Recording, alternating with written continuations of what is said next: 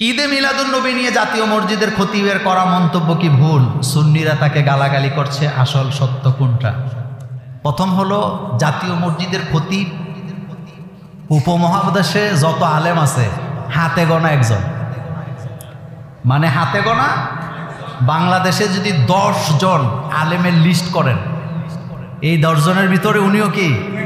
জাতীয় মসজিদের খতিবের নাম কি? কথা বলেন।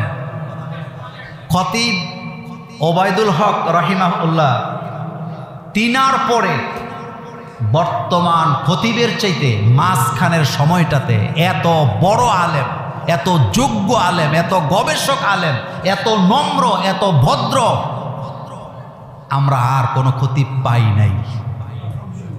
কিন্তু বাংলাদেশের সমস্যা হলো ভালো জিনিসের কদর নাই। ভালো জিনিসের কি নাই? কদর নেই। যারা ওনার সমালোচনা করেছেন তারা কেন করছে এটি জানি না, তবে বাংলাদেশে বর্তমানে বেশিরভাগই সমালোচনা করে টাইম লাইনে আসার জন্য।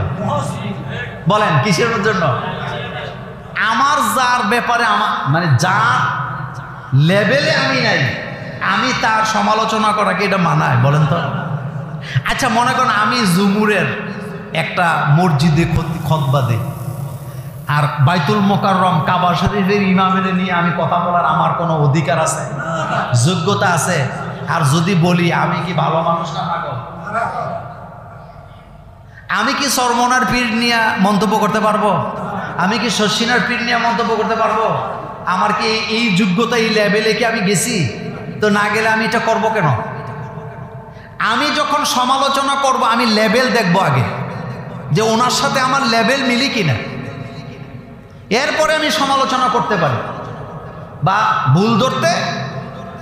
একটা কথা মনে রাখবেন, আমি যখন কারো ভুল ধরব, সমালোচনা করব, আগে ওনার এলেমের সাথে আমার কি করতে হইব? আমাকে মাপকাঠি দিতে হবে যে ওনার মতো যোগ্যতা আমার আছে কিনা। আরেকটা কথা বলি শুনেন, যারা কথা বলে স্লিপ অফ টাং, তাদের কথার মধ্যে ভুল হয়নি। কথা কন না কেন?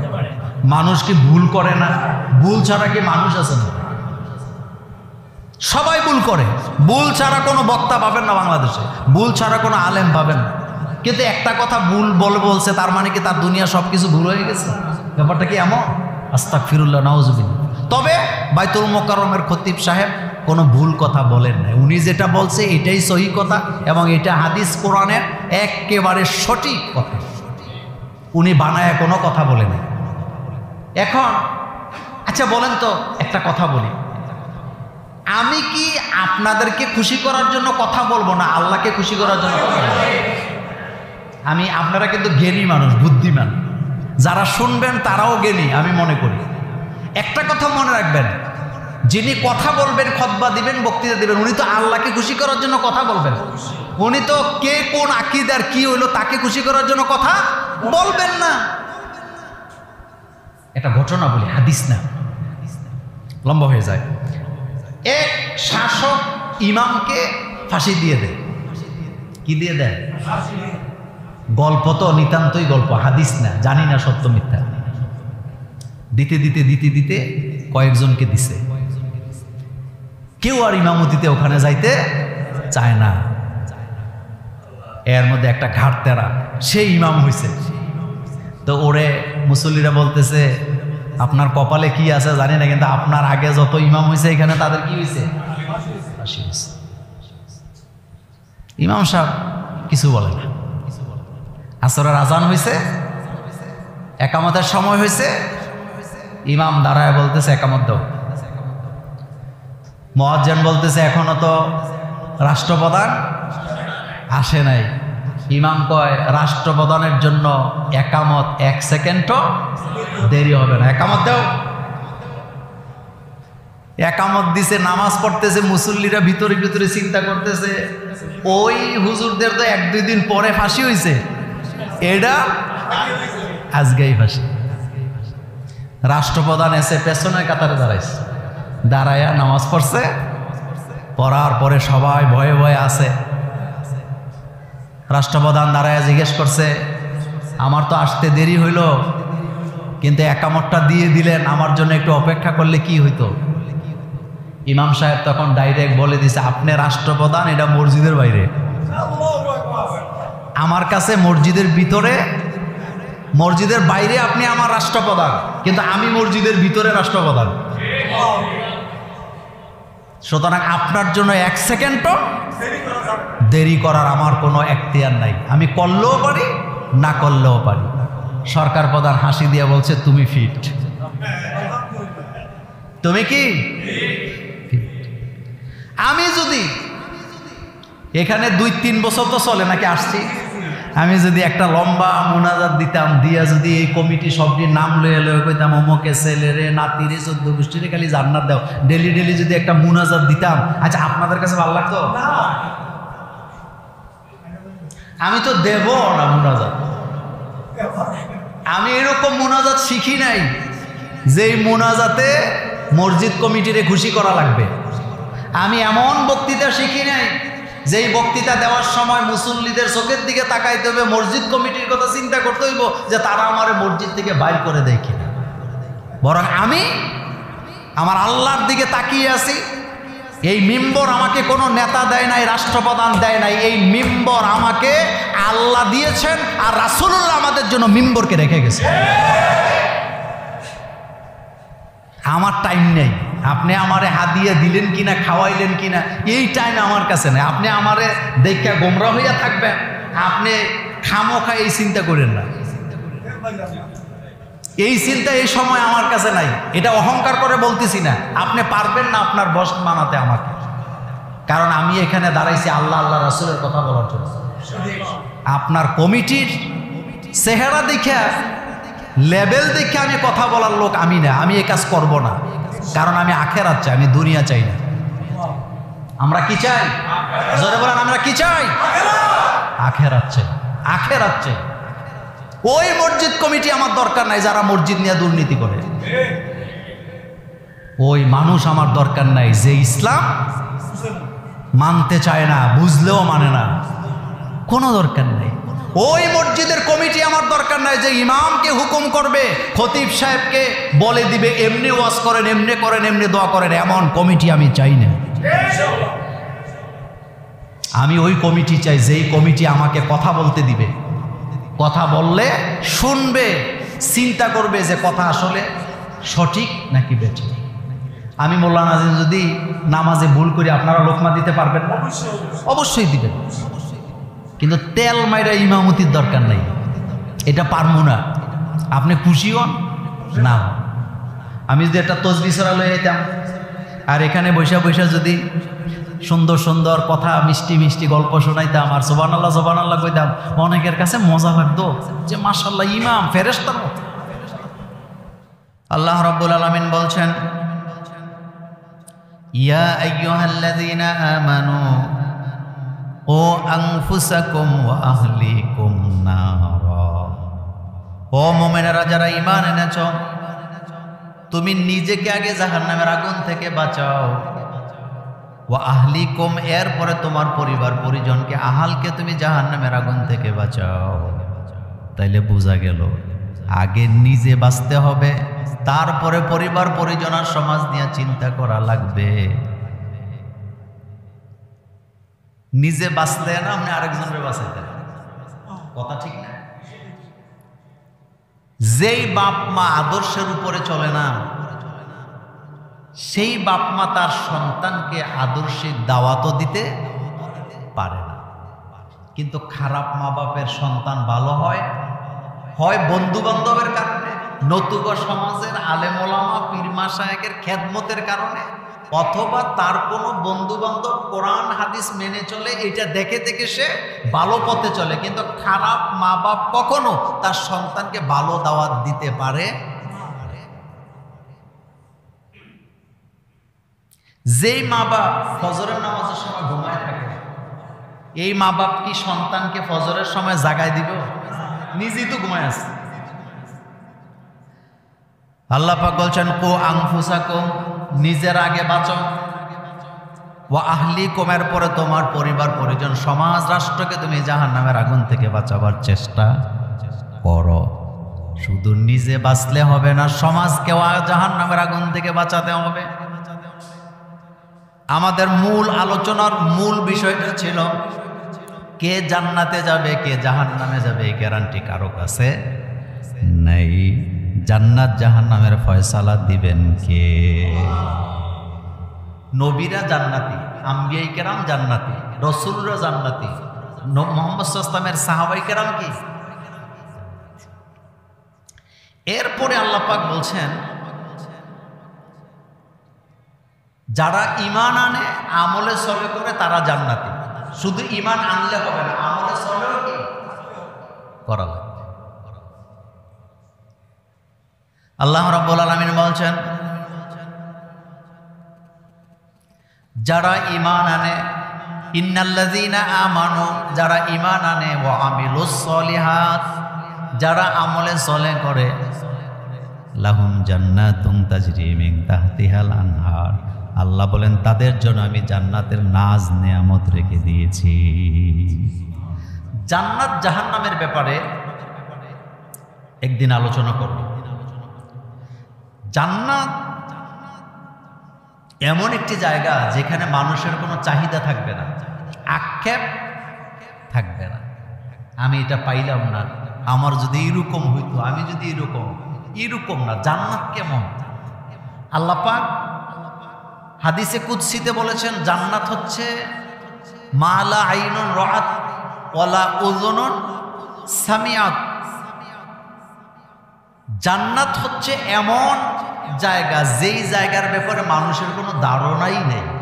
সুবহানাল্লাহ বলেন, মানুষের কোনো কি নেই, ধারণাই নেই।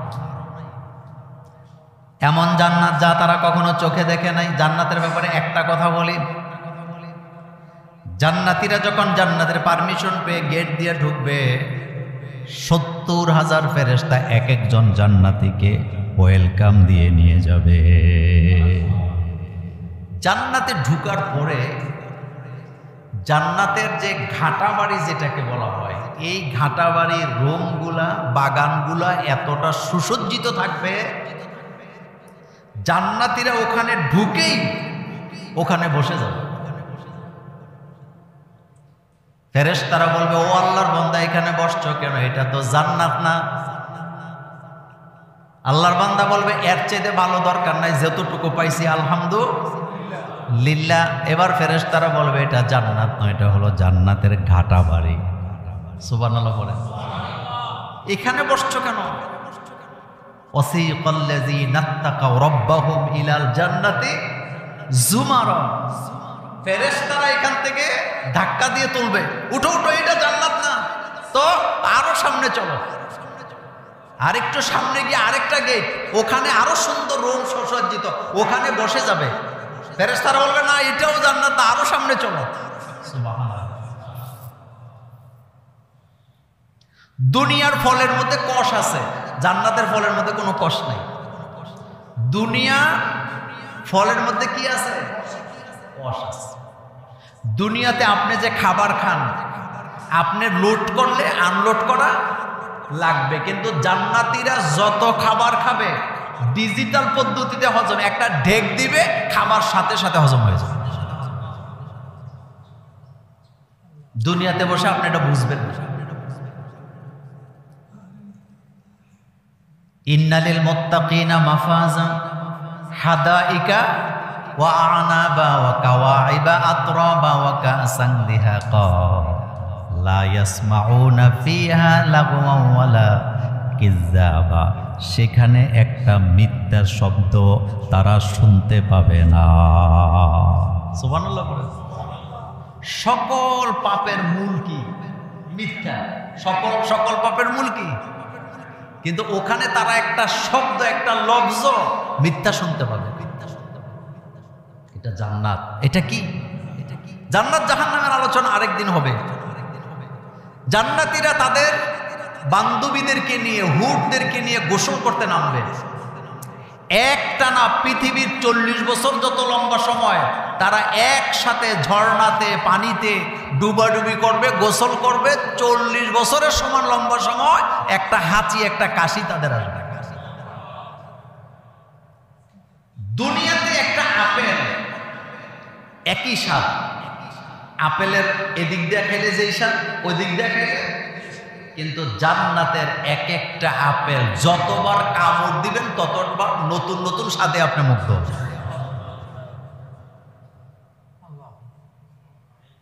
এটা জান্নাত। বলেন এটা কি? এই জন্য আল্লাহ পাক বলছেন কুনতুম খায়রা উম্মাহ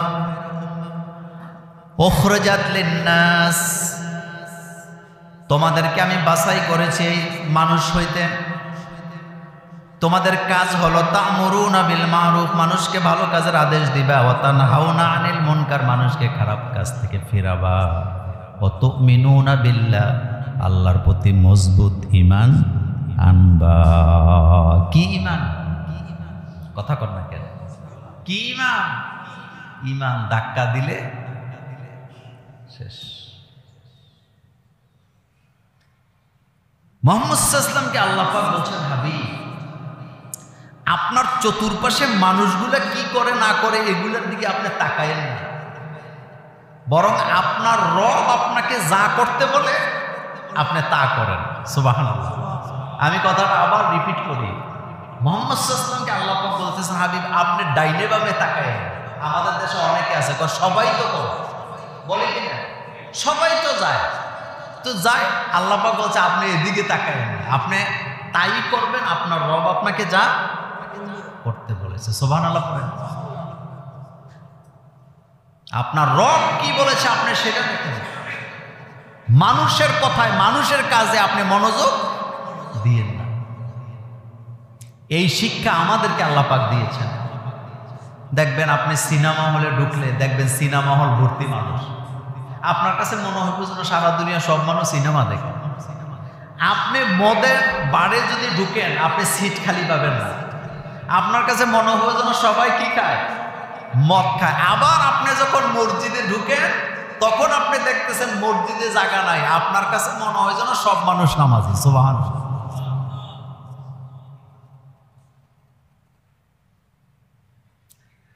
এই জন্য বলা হয়েছে মানুষ কি করলো কি খাইলো এটা তোমার দেখার দরকার নেই। মানুষে সুদ খায় তো তুমিও কি সুদ খাবা নাকি? না। আমার কলেজার ভাইয়েরা, আল্লাহ রাব্বুল আলামিন বলছেন, ইয়া আইয়ুহাল্লাযীনা আমানু, ও মুমিনেরা যারা ঈমান এনেছো, কুলু তোমরা খাও, মিন তাইয়্যিবাত পবিত্র খাবার, মা রাযাকনাকুম যা রিজিক তোমাদেরকে দেওয়া হয়েছে, ওয়াশকুরু লিল্লাহ খাবার শুধু খাইলে হবে না, এরপরে খাবার খাওয়ার পরে শুকরিয়া করতে হবে। পানি খাইছেন শুকরিয়া কাজ, দুধ খাইছেন শুকরিয়া কাজ। আবার দেখেন শুধু খাইলে তো হবে না, খাওয়ার পরে পেটে যাওয়ার পরে যদি আল্লাহ হজম শক্তি কমায়া দেয়, বিপদ তখন কম না বেশি? এই যে আপনি খাচ্ছেন, পেটে দিচ্ছেন, হজম হয়ে যাচ্ছে, এটা কি ছোট নিয়ামত না বড় নিয়ামত? 3 দিন বাথরুম না হইলে অশান্তি কারে করে, ঘুম কথা সব বন্ধ হয়ে যায়। এজন্য আল্লাহ পাক বলছেন পবিত্র খাবার খাও। মনোযোগ দিয়ে শোনেন, সকালবেলা গাছ থেকে পাখিগুলা অজানা গন্তব্যে পাড়ি দেয়। কাক, বক, দোয়েল, কোয়েল, ময়না, টিয়া সহ যত পাখি আছে তাদের কোনো বাগান নাই, তাদের কোনো জমি জমা নাই, খাদ্যের কোনো গোডাউন নেই। গাছ থেকে বেরিয়ে গেল আল্লাহর নাম নিয়ে। সে জানেই না তার খাবার, তার রিজিক কোন জায়গায় আল্লাহ ছিটায় রাখছে, কিন্তু আল্লাহ পাক বলেন আমি এমন রব, ক্ষুধার্ত পাখিগুলা গাছ থেকে বেরিয়ে গেল ক্ষুধা নিয়া, সে অজানা গন্তব্যে পাড়ি দিল, কিন্তু আমি এমন রব প্রত্যেকটা পাখিকে পেট পুরাইয়া খাওয়াইয়া বিকেল বেলা তাকে আবার আমি তার বাসায় ফেরত পাঠাবার ব্যবস্থা করে দে। মানুষ আর কদ্দুর খায়, এক একটা তিমি, কি বললাম, এক একটা তিমির যে বাচ্চা আছে এই এক একটা বাচ্চার এক এক বেলার খাবার হলো 40 থেকে 50 মণ দুধ। সুবহানাল্লাহ।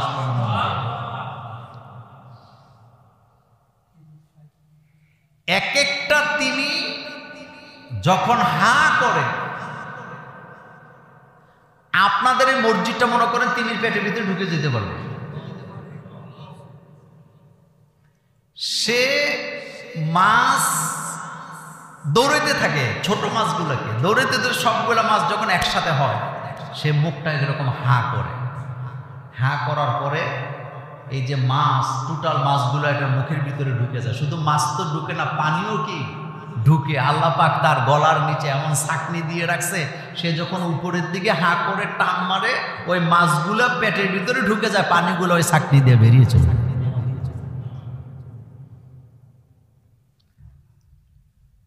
এক একটা তিনি 40টা হাতির সমান। সুবহানাল্লাহ পড়ে। খাবারের জন্য কোনো হাহাকার, কিন্তু যত হাহাকার আমাদের, আমরা মানুষ অকৃতজ্ঞ।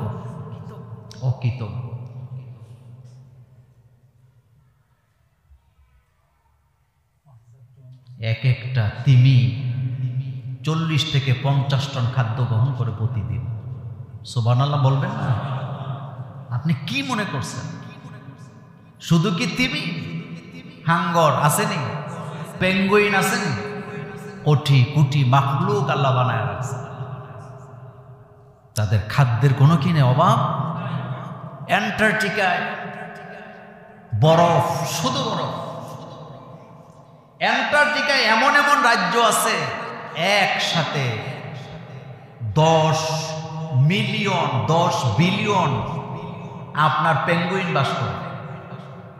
খাদ্যের অভাবে একটাও মারা যায় না। মরে নাকি?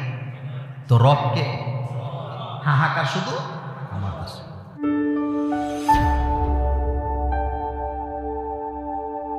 Islamic Tone 24 in charge of the ghetto